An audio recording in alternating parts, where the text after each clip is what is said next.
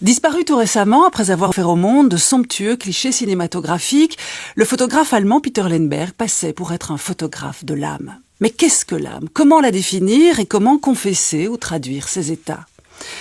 Nous le savons d'instinct, certaines villes, des lieux, des habitations, des œuvres même ou des personnes, sans que nous sachions véritablement pourquoi, nous paraissent habitées par un supplément de quelque chose, et les luthiers nous rappellent volontiers qu'il n'est pas de musique sans âme.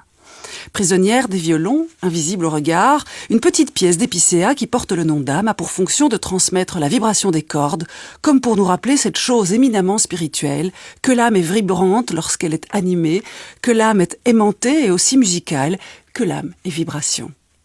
Lamartine, dans un vers célèbre, dépassait l'ordre de l'esprit et de l'intelligence en se demandant si les objets inanimés avaient eux aussi une âme qui s'attache à notre âme et la force d'aimer. L'âme est donc ce quelque chose qui manque vraiment, lorsqu'elle manque, un je ne sais quoi, un presque rien, quelque chose d'intangible et d'immatériel et auquel, pour cette raison, on a donné le nom de ce qui anime un être, animus, anima, le souffle, la respiration, et avant cela psyché en grec, nom que l'on donne également au miroir, car les miroirs, paraît-il, réfléchissent. Qu'est-ce donc que l'âme? Impossible à dire, on ne peut la toucher, elle n'est pas matérielle. Et c'est pourquoi un philosophe, Platon, s'est risqué d'en faire à une approche poétique. Il faut imaginer notre âme comme à la 12e minute du film de Quentin Tarantino, The Hateful Eight. Il faut, raconte Platon, imaginer toute notre âme semblable à un attelage ailé constitué de 2 chevaux comme Pégase et d'un cocher. Le cocher tient les rênes des 2 chevaux et peine à diriger sa monture tant ces chevaux ne sont pas égaux de nature. L'un est pur, beau, noble, blanc, d'excellente race et obéissant. L'autre est vil, noir, distrait et il n'en fait qu'à sa tête. Les passions, le cheval noir à gauche, les vertus, le cheval blanc à droite et la raison que représente le cocher, telle est la tripartition de l'âme platonicienne. Mais que veut cet attelage, c'est-à-dire que désire l'âme? Elle a, nous raconte Platon, un désir fou et absolu d'élévation.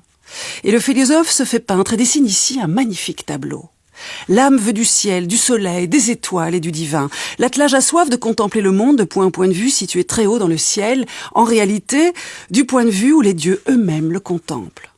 Et il n'est point facile pour les âmes de se frayer un chemin vers ces hauteurs, car chaque fois qu'une âme s'y essaie, elle trébuche, elle glisse ou retombe vers le bas à cause de son cheval noir qui la tire vers le sol, et c'est une véritable pagaille dans le ciel, les âmes circulant en tous sens.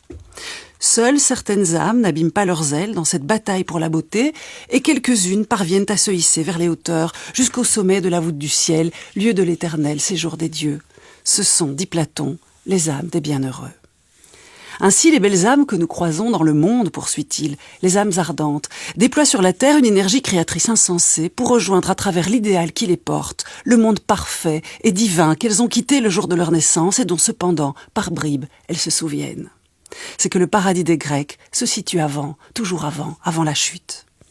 Jadis, donc, dans une vie antérieure, parfaite, raconte Platon, notre âme, en effet, était une aile sublime, ce que sur terre l'âme redevient, toute aile déployée dans l'expérience de la beauté, mais aussi dans l'expérience de l'amour. C'est la raison pour laquelle on appelle les âmes qui s'aiment des âmes sœurs ou des âmes jumelles, et que l'on dit que l'amour donne des ailes à nos pensées.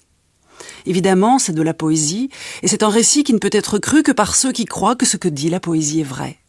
Les âmes des bienheureux sur la terre, raconte Platon, sont celles qui tournent leur regard vers ce qui les dépasse et qui regardent réjouies vers le ciel en dansant comme un balai en vol d'une étincelante nuée de papillons.